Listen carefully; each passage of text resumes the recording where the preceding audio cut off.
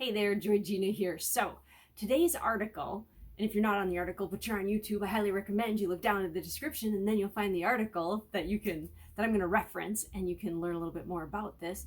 So the title is somebody's bias coming from ignorance, or is it really biased against dyslexic, ADHD, and autistic people?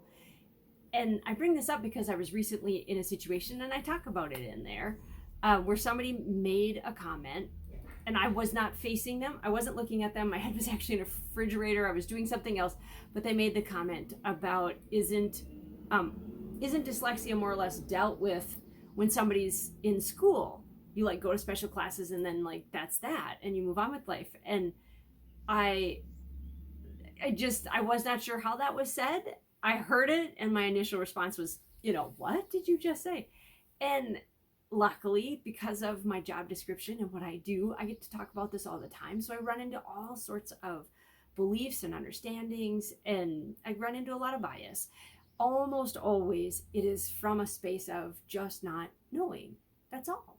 And that's what this was. I stepped away. I tell the story. I got to talk a little bit more about it, ask a few more questions, and sure enough, that's where it was coming from, was that space of just once in their life they'd been near something like that and talked about it, and their understanding of it was like it was this thing that just stops.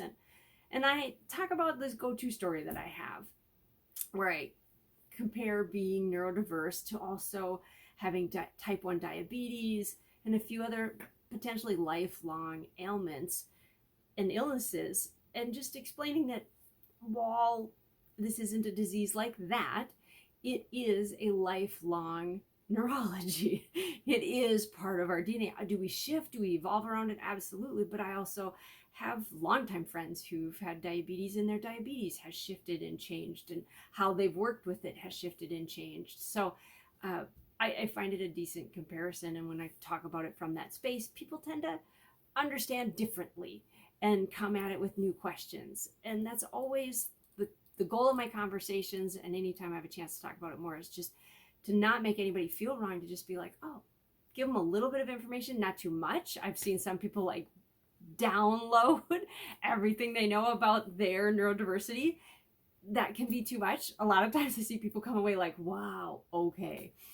So I just try and tell a little story, put it in the context of something they might understand, and then hopefully they ask a few more questions so that we can anchor that a little bit more, and then they'll know more in the future. If not, it's all good. I let it be.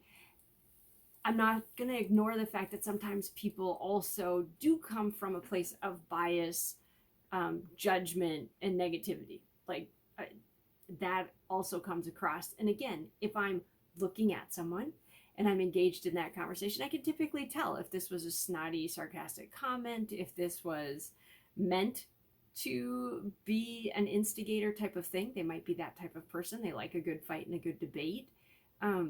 Then I get to decide. In the article, I talk about a fabulous podcast that I listened to by Tracy Arlington. She's owner of Play It Safe. It was so good. She talks about how to handle a bully, and I consider somebody who's got that kind of bias and is possibly instigating or starting something as basically a bully. And her acronym is WINNER, and I talk about that, and so the W is for walking away. But this is my favorite part in this whole acronym. Almost every time it's like walk away and don't look back. And that's so true in those situations. You don't look back, you don't engage anymore, you walk away and you disengage. And so I go through that whole acronym of WINNER. If you want to see that, check out the article and you'll get that information, and talk about some of the body language also. If somebody is bullying, you don't cower, you don't kind of slug over. Instead, you don't get aggressive by any means, but you just make sure that, you're standing up straight and your arms are down by your side, and you come across as very not aggressive, but also very confident, calm, and not really going to tolerate that. And then you turn and walk away, right? Like, don't engage in that. You don't have to.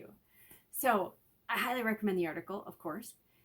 And I would love stories. If this resonates with you, if you've had some experiences, some great experiences, some not so great experiences, please share those with me. I would love to hear them. The community would love to hear them, and know that your sharing helps others. And that's always our goal, is to just continuing to grow the appreciation and value that we have for each other and that the community in general sees for a neurodiverse thinker.